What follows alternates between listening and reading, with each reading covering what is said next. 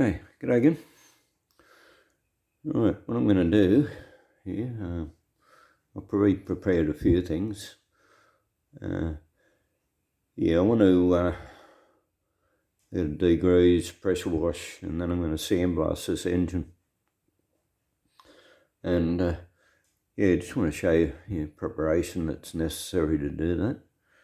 Right, firstly, what I have done, because I've removed all the old gasket material from the head and manifold, and what I like to use is wood chisel. And but yeah, you got to make sure, like, it doesn't necessarily have to be that sharp, but you don't want any chips or anything in it. You want a nice flat surface so you don't put any gouges in it, and still be gentle with it. You can gouge alloy pretty easy with a wood chisel, but yeah, that's generally what I use. And of course, any time I do want to do woodwork with a chisel, they're always blunt from doing this sort of thing, so I've got to resharpen them. But yeah, anyway, so I've done all that. I've decaked the valves and the head, cleaned all around here. I've got to blow that out yet. There's not totally certain about this exhaust valve. It does seem to be high. And I don't know whether it's just thickness or not. It could still have a bit of dirt, yeah. So still got a bit of dirt underneath it. So I'll clean that around it. Actually, now that the piston's gone back down, there's a bit of I better clean the cylinder walls. I'll have to keep doing this. It's one thing with a little bit of wear in there. A bit more than I thought at first. Once I got the carbon off, I can actually see it. But, anyway, so what I did, what I've done is I first cleaned all the gasket material off with the wood chisel, and I've gone over it with some wet emery, and because it's got petrol in it, I'd normally use like WD-40 or something, but I haven't got any, so I'm using the only solvent I got, which is a bit of two-stroke fuel. And done the same on this whole surface. Cleaned it up. That was 15 minutes worth of rubbing, and you don't sort of rub one area, you do the whole thing. So, but a fair bit of corrosion and pitting around the exhaust. So spent a good 15 minutes or more getting that area flat. And the reason why I'm doing this now is that, like, if I was just going to degrease it and pressure wash it, I just roll up some rag, stick them in the port. That's plenty good.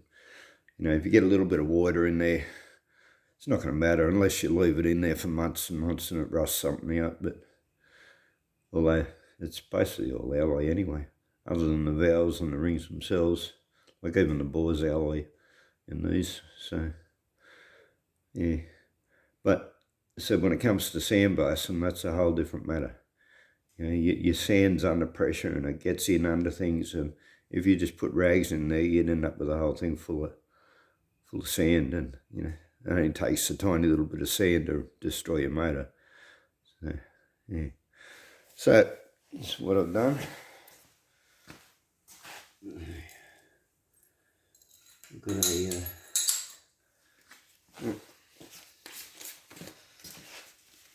made a proper gasket paper. I've cut a plate with the holes. So I'm gonna block that off properly. I think I've made a video on making gaskets. Just make sure that's clean. That was actually sitting on the floor, that gasket, so make sure there's no grit left. on there. But yeah, I said I'm pretty sure I've made a video on actually making gaskets, and yeah, of course when I'm finished there should be an imprint of the inner cut out, and if there isn't, I'll just put it on there and rub it around till I do get an imprint. I'll reuse this part of it, the inlet part of this gasket. The exhaust one I'll make out of copper. I've got a sheet of reasonable thickness copper. That was something that got shown to me by my dad. Something they used to do back in the old days is make copper gaskets for things, and yeah, a little bit of a process involved, and yeah, I'll show you that when we get to that. Yeah.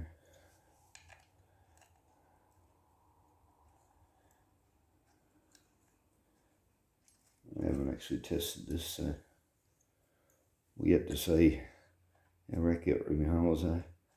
I've got 3 out of 4, I think. Or have I? Normally I get one that doesn't work. Yeah, I said you only got to be out by a millimetre. That one's not working now. So which one is it that's not? One of those holes is not lined up.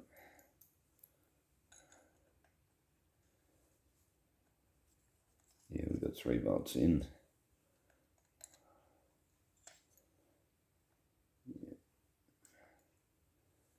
Yeah. Close enough to go in. No, okay, I'm going to have to file one of the holes. Alright, anyway, don't need to do that on video, but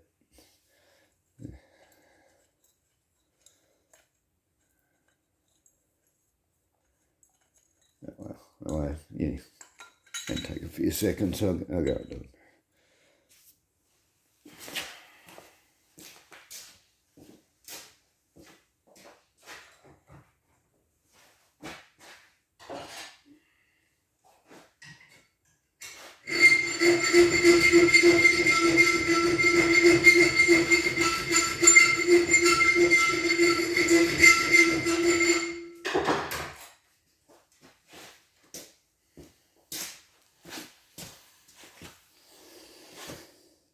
Okay, let's see if we get it right this time.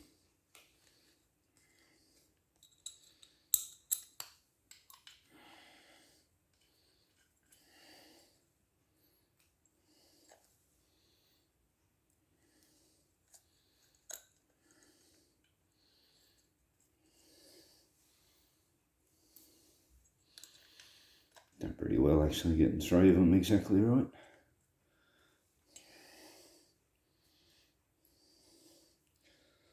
There.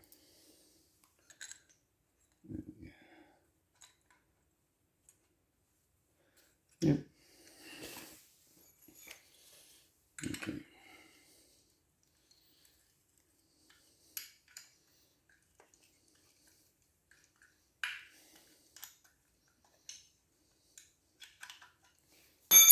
That's pretty slow.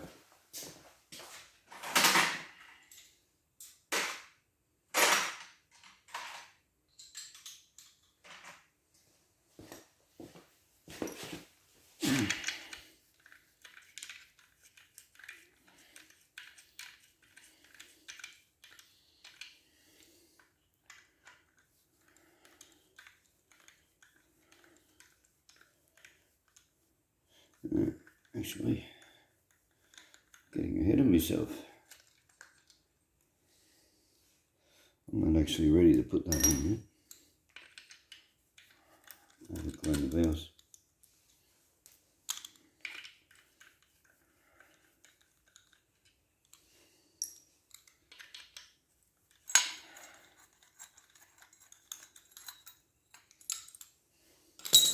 Right, and this valve did appear to be sitting up a little bit.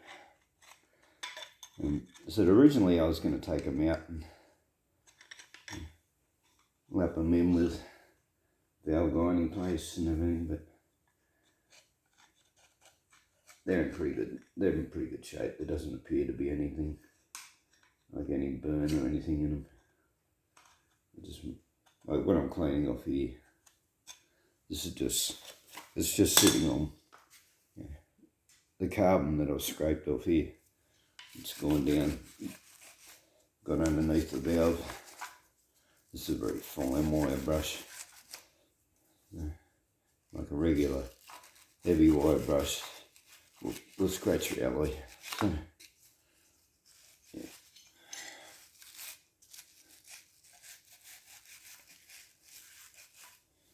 Okay.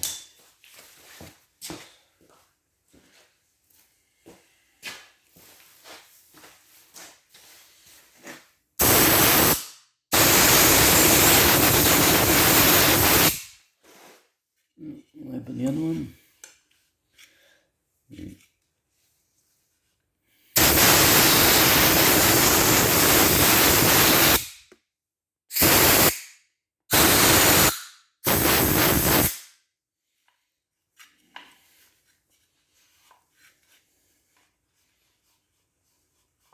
Yeah, bearings feel pretty good on that too.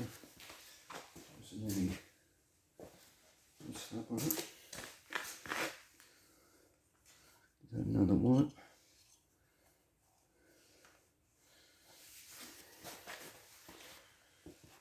Okay.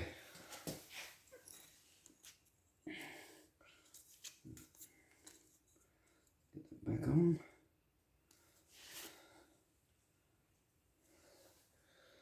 Yeah, I was sort of getting to with this is that you're going to sandblast an engine that you're not pulling apart. You got to be 100% certain that none of that sand is getting in the engine. And as I said, it's coming out under 100 pounds pressure. It will get under anything that's not fully sealed up. So, as I said, yeah, just sticking rags in the port is not going to stop it getting in there.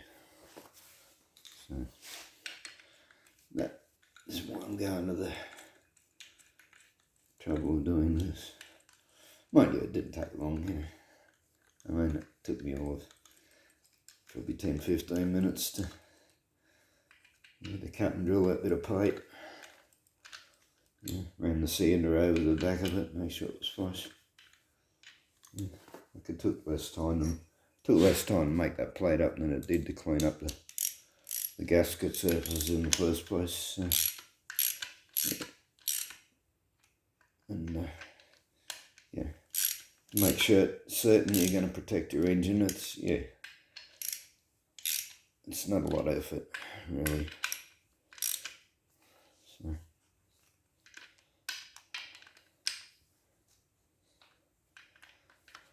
once again, yeah, I've been doing this sort of thing for 50 years. Yeah. I can feel how much pressure I'm putting in it, and also you'll notice holding onto it like that. I'm not holding it back here. The reason for that is I can put too much tension on it. Yeah? These are small bolts, they're short bolts, they're going into alloy. You'll strip them real easy. So, as I said, just from experience, I know that by holding it this way, and you do them up, when you get used to it, and I've explained this in a few videos,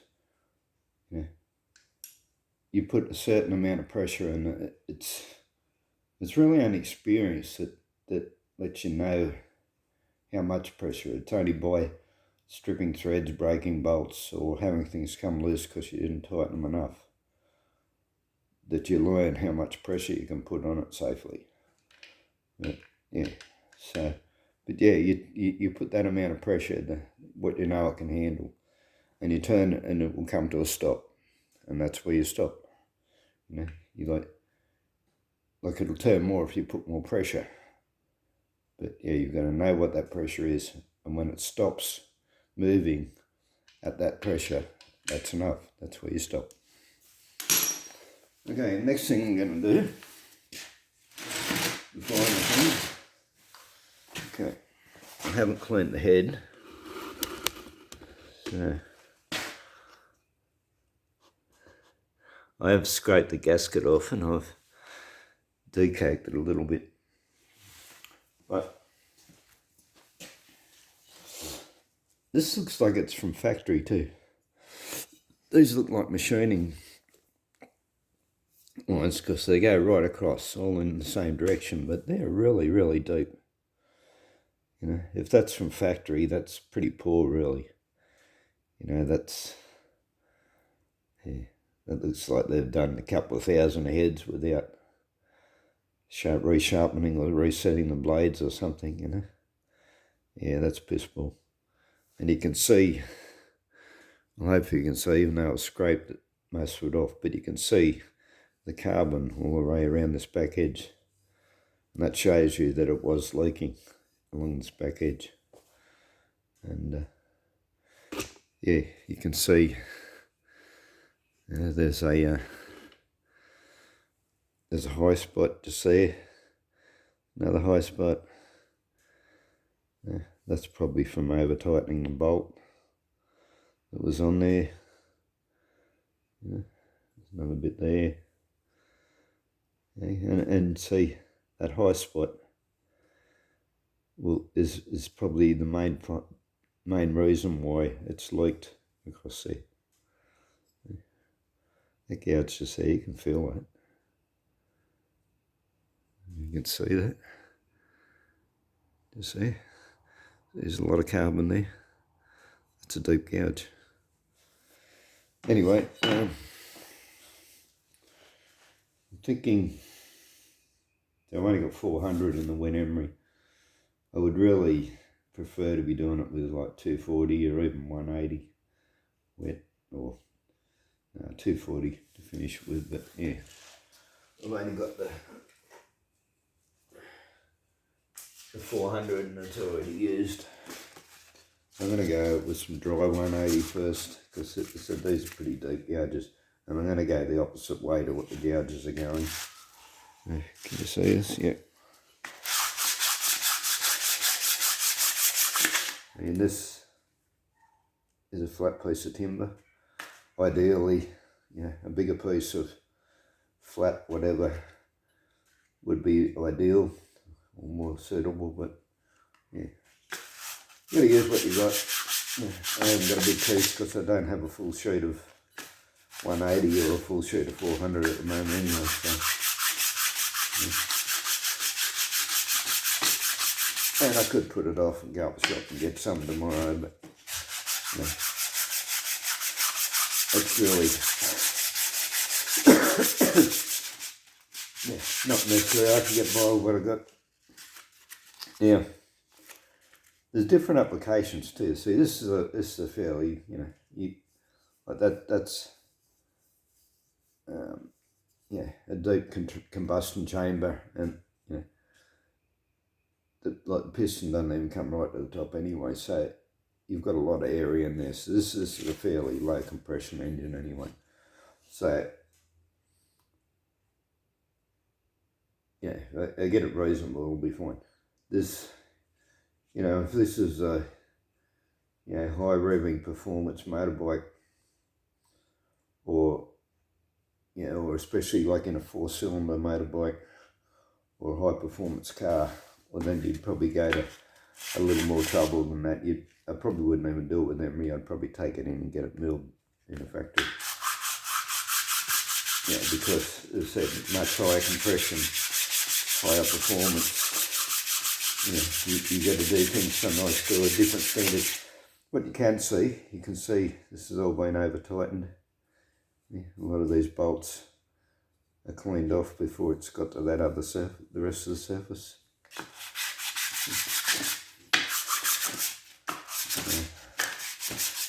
Yeah, one issue I'm having, by not having a bigger piece of wood, is it's catching on the edges and tearing chunks out of it. It's also clogging up pretty quick. Probably thought I'd wash that a little better before I began. It might not be clogging up as much as easy.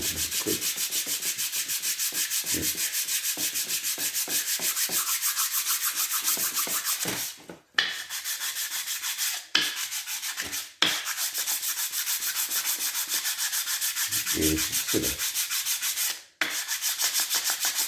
try and do it as evenly as you can. As I said, by only having a smaller block, it will get that little bit uneven. But of course, by rights, you should be sanding the entire area all at the same time, not doing a bit here and a bit here, as I'm doing. But you'll get that little bit of unevenness, but as I said, being a low compression, low horsepower engine, will get away with it. It's got to be better than how it was, put it that way. You see how deep those gouges are? We haven't even rubbed them out yet.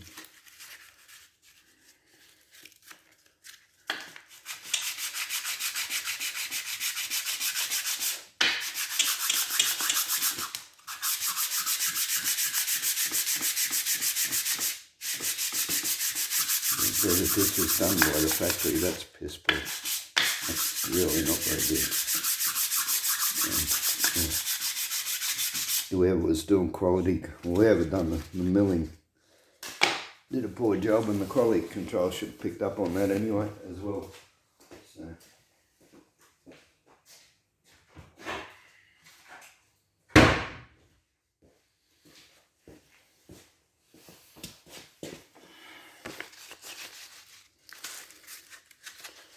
You see, we're still going. There's still got gouges in it, and they've run from one side to the other. So yeah, there's still, at the moment, that's still at risk of leaking.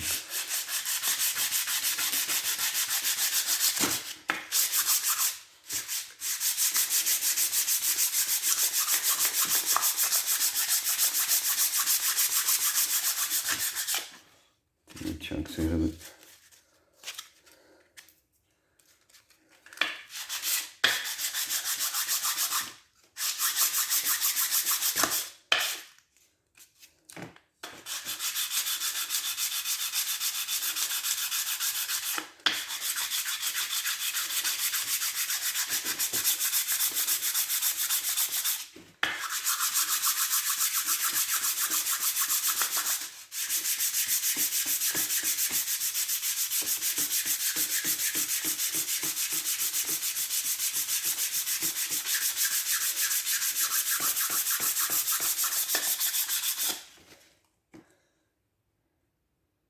Okay, that's pretty good now. Alright, finish it off with a wet 400, and that'll do us.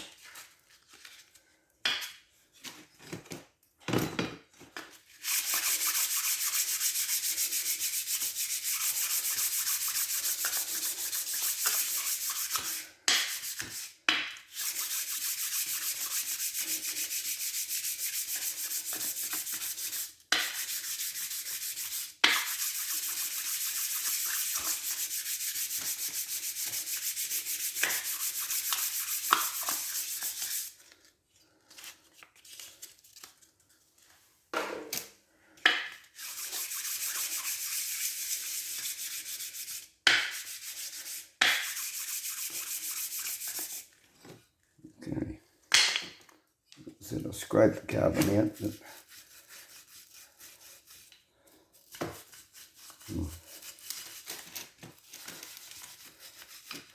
like even decaping, like it's always going to help, but having this combustion chamber like perfectly clean.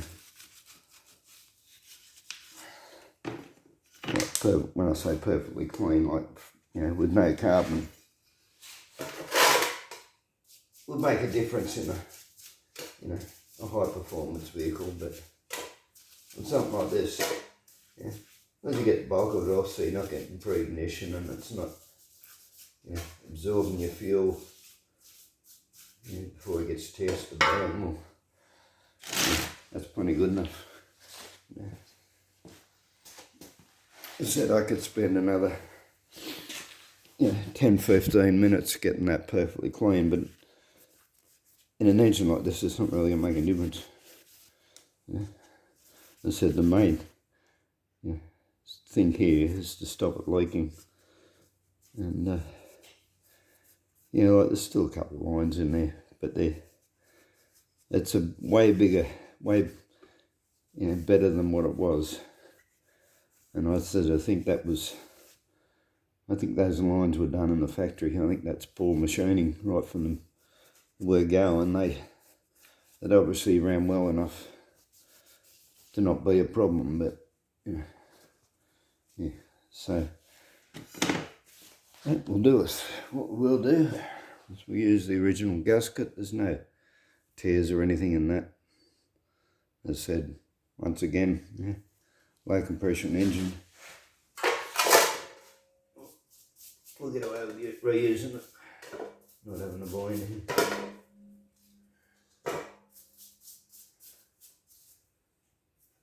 give it a wash.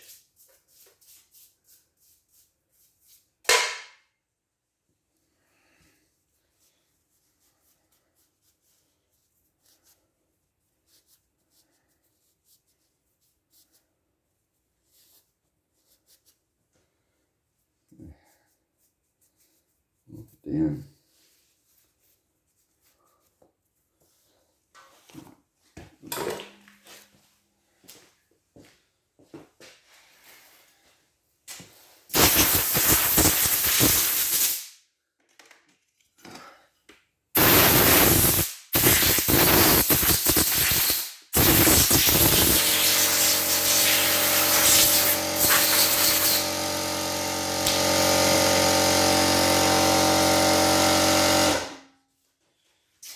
Don't need to be listening to that.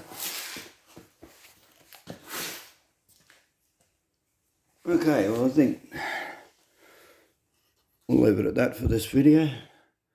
And won't bore you with the details of bolting the head back down. I haven't got the bolts ready. The bolts are rusted and whatever, so I gotta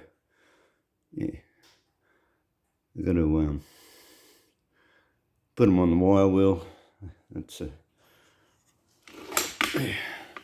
this is a thing I find is absolutely essential.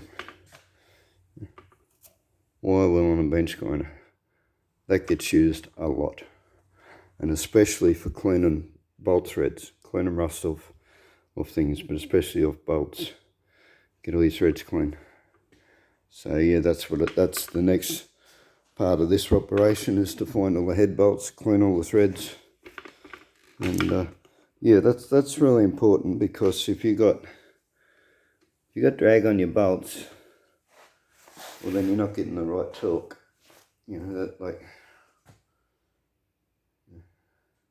if you got 20 pounds of drag on your bolt, and well, in this case it wouldn't be 50 pound anyway, it's probably only going to be 30 pound anyway, but if you got 20 pound of drag on your head bolt, well then you're only getting 10 pounds of torque, and it's going to leak.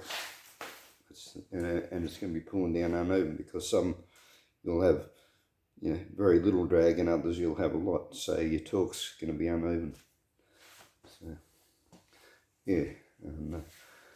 I've said that more than once now. So I'll get this head bolted on, spark plug in, and the only other thing I have to do is this breather, which is pretty simple.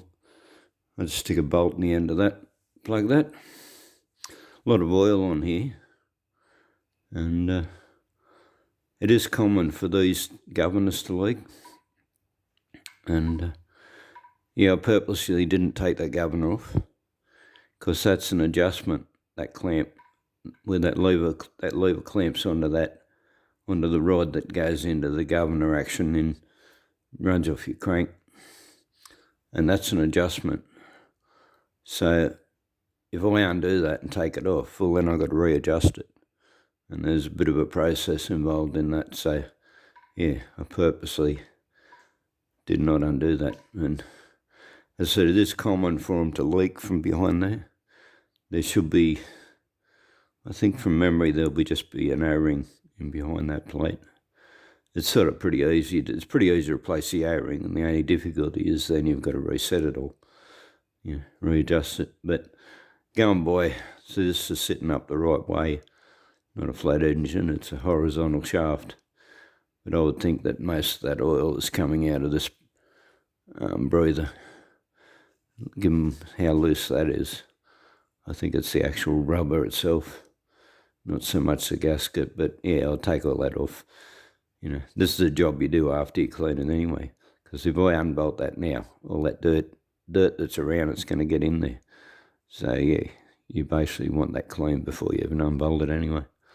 But yeah, but I'll check that out. It's probably, there'll be an O-ring around there, so I'll put some silicone around that, and then I'll silicone the seal here itself. Well, this pipe where it fits in. Yeah, that should be tight. That shouldn't be flopping around like that. So obviously that's shrunk, and that's, yeah, pretty good chance that that's where the oil's coming from, is around this breather.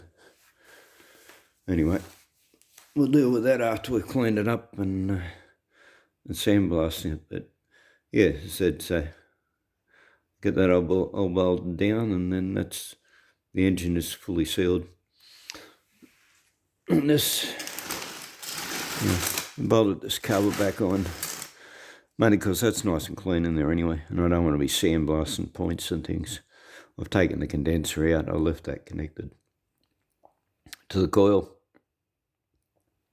But it is, yeah, a bit rusty and dirty on the outside, so we'll clean that cover, and I just stuck a little bit of rubber tube in there to block that. But even if I get a little bit in there, like I can't get inside the engine, and I've got to take the cover off to reinstall the condenser and wires and stuff anyway, so yeah, it's no drama. If I get a little bit in there, I'll clean it out anyway, so not a problem. Alright, we'll leave it at that, and yeah, hope that's useful to somebody, and yeah, thanks for watching, and hopefully we'll catch you again. Okay, bye.